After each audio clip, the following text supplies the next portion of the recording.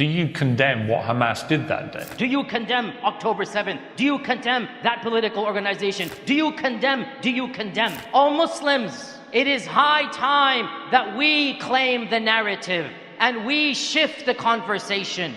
Don't be intimidated by such tactics. Be brave, learn your facts, and push back. You want me to condemn? Yes, wallahi, I will condemn. I will begin by condemning the debacle of the Balfour Declaration where all of this began. The Balfour Declaration and the Sykes-Picot Agreement. Let's begin by condemning World War I. Let's begin by condemning Great Britain handing over a piece of land that it had nothing to do with to a people that have nothing to do with it. You want me to condemn? Let us begin by condemning the first and the second Nakba, in which 1.5 million people were displaced. You want me to condemn genocides and massacres? Let us begin by condemning the massacres that Israel perpetrated against Palestine, beginning with Deir Yassin in 1947, where hundreds of bodies were filled up in the well of Deir Yassin. You want me to condemn hostages? Let's begin by condemning 15,000 Palestinians held without trial, without any fair representation in Israeli prisons. Let's begin by condemning them. You want me to condemn killing of people? Let us begin by the carpet bombings that Israel constantly does for the last 25 years. And I'm going to go there today, brothers and sisters, because enough is enough. And if we're all cowered into silence, if we're all too scared to speak the truth, they're going to get away with it. But if every one of us raises our voices, if every one of us is brave enough to push back, well then inshallah ta'ala, we will achieve a level of social credibility. We will push back at the narrative. When too many people speak the truth, that is what is going to break down falsehood. And that's what we need to do. So let's go to the very events you want us to condemn. You want us to condemn October 7th? I have plenty to condemn even on that day.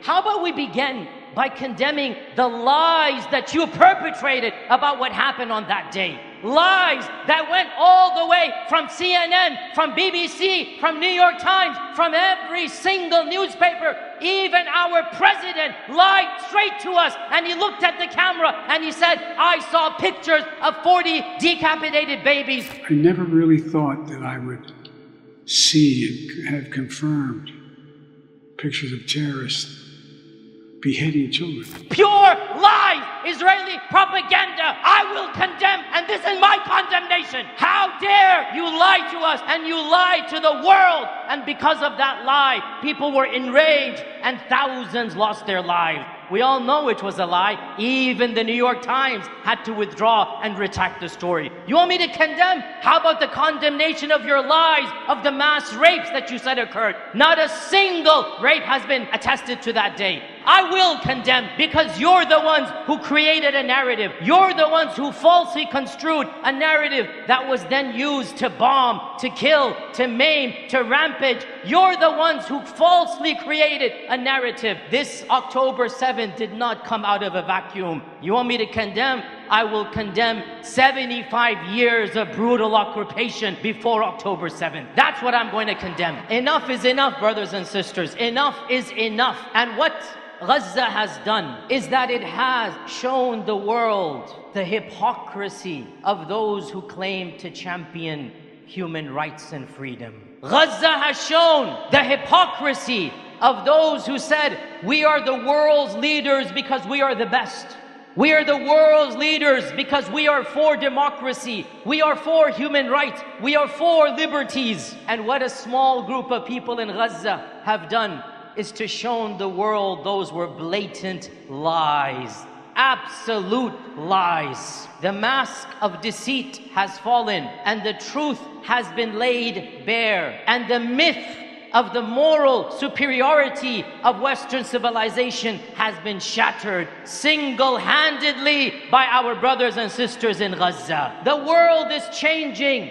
The tide is shifting. The narrative has now been changed. And there is no going back, oh Muslims. There's no going back. The fact of the matter, even if Gaza is in shambles, the people of Palestine have won on the global battlefield. Never in 75 years has the Palestinian cause garnered so much support. Never in 75 years has the entire globe, other than a few countries, come behind Palestine. O Muslims, remain firm, remain persevering, persist in all that you're doing, raise your voice, be an influence to your family and friends, and understand we're in this battle for the long run. And we might not see political victory immediately. We might not. But I say to you loudly and clearly, we have already won the moral victory. We have already won the moral battle. Palestine has won. The people of Gaza have won.